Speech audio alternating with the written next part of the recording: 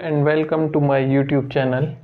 In this video we will be discussing about water content of soil. How to determine water content of soil.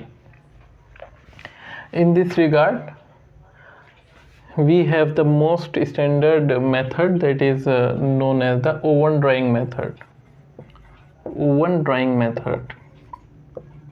This method is also known as the standard method for determining water content of soil.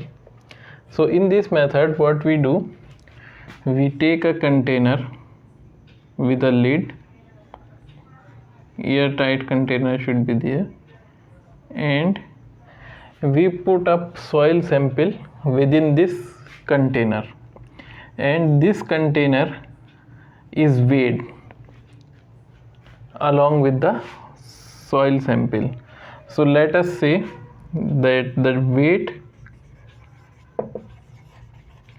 before drying is equal to W1. Now this soil sample, moist soil sample containing water, is kept in the oven for 24 hours at a temperature of 110 degrees Celsius plus minus 5 degrees Celsius. For 24 hours this is kept, and then again this container is taken out from the oven and it is weighed. Then after 10 minutes it is again weighed.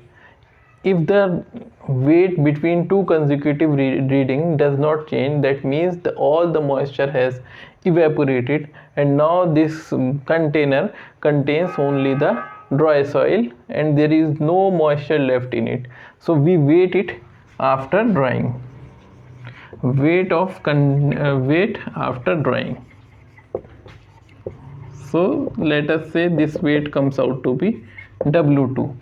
So initially the weight was W1 was due to container plus moist soil or the natural state of soil, where there was moist soil means weight of solid plus weight of water.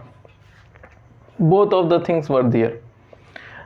Now after drying, the difference between the weight W1 and W2 comes because the water has evaporated or the weight of water has been reduced from this soil sample which has been dried. So now we have the weight W2, which is equal to weight of container plus weight of dry soil, that is weight of solid. There is no water present in it.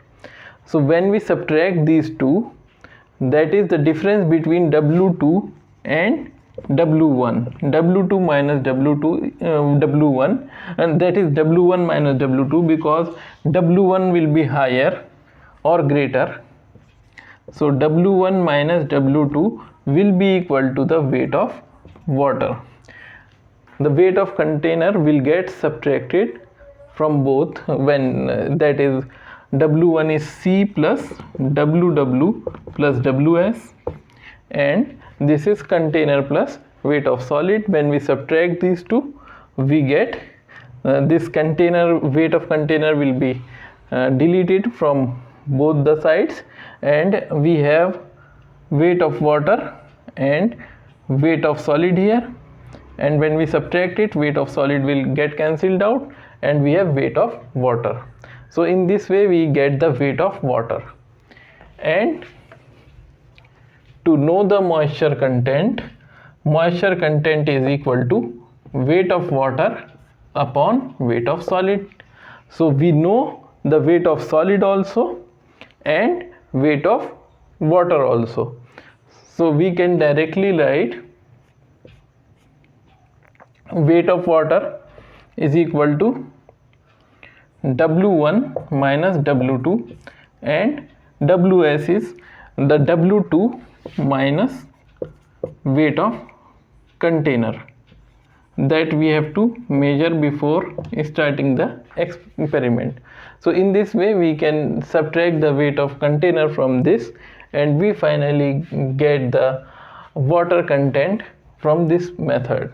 So in this method it is important that we consider a temperature of about 110 degrees Celsius and 24 hours, around 24 hours of oven drying. This would depend in fact on the type of soil.